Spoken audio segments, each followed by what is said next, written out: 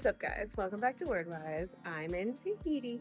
This is a super last-minute trip. We almost went to El Salvador. For real though, we went to LAX without tickets, hoping to score a deal. Given that this video is about Tahiti, clearly that didn't work out. Actually, that's a story for another day. We booked tickets like 6 p.m. the night before our flight, and here we are. But honestly, the travel twists and turns are what make a trip an adventure.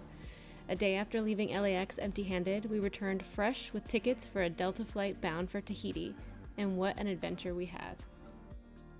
Faa'a International Airport is nestled in between the Jurassic jungle and the tropical Pacific. Like many small airports, you deplane right onto the tarmac. The humidity hits almost immediately. Keep in mind, there is no air conditioning throughout the entire airport.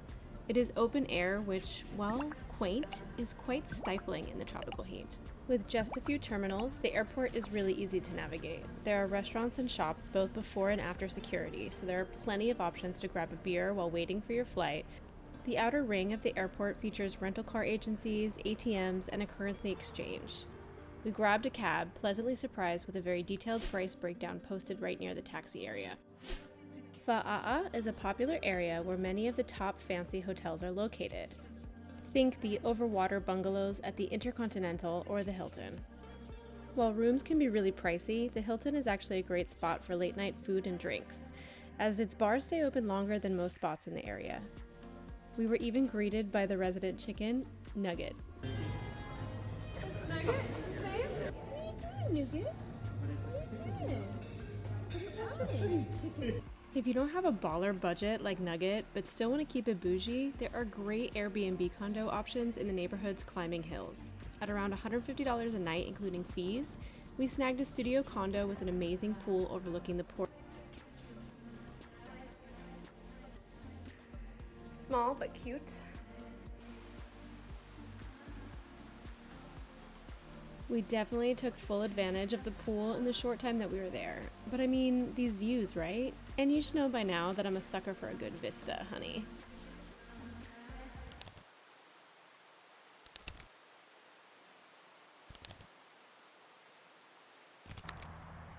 We stumbled on an adorable little food truck plaza just a few minutes south of the airport. There were tons of options, our favorite being the pizza at Cafe Meva and the poke at Poke Bar 2.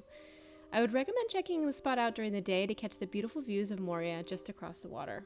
I had a ton of work to finish, so I needed good Wi-Fi. We found this charming hotel on Agoda, and at around $250 a night, the room had a balcony, a small kitchen, and tons of space. Amenities included a charming pool and a posh restaurant serving French fare with a Tahitian twist. Tahitian hotels tend to charge additional service fees than what is originally charged by Agoda or any other service. Hotels in general are quite expensive here, and we quickly realized that Airbnbs are a much better bang for your buck. But more on that in my Tahiti tips video coming at the end of this series. Most importantly, the hotel was right in the heart of the city. Given our last-minute travel arrangements, we definitely had some errands to run before heading out into the jungle on our road trip around the island. We picked up a few adapters at like €3 each from a little mom-and-pop electronics store a few blocks down, and some SIM cards from the Vodafone right next door. All the major cruise ships stop in at the port, so the streets along the waterside are filled with pricey, mediocre quality restaurants and pubs. While still an option for late night fare, given that kitchens close pretty early here, they tend to be lackluster otherwise. There are some hidden gems, however, like the rooftop bar at Kontiki, a boutique hotel overlooking the port. Rooms are pricey, but the rooftop bar was a great spot for a nightcap and dancing away in the light drizzling tropical rain after working all day.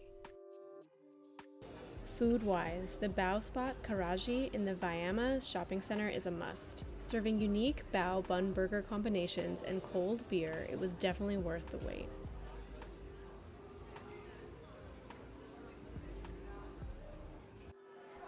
One of my favorite spots in the city, not surprisingly, was the main market.